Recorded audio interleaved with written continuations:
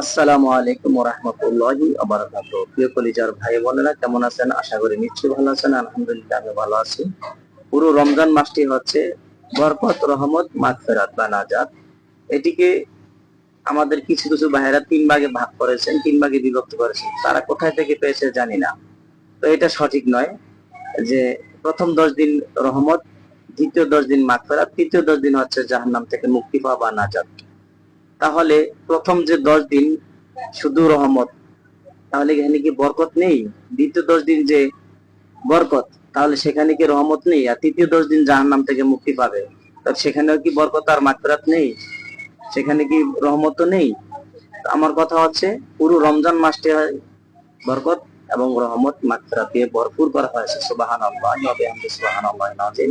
এটাকে এরকম বিভক্ত করা ঠিক হবে না। পুরো রমজান মাসটাই হচ্ছে বরকতের মাস, রহমতের মাস, মাগফিরাতের মাস।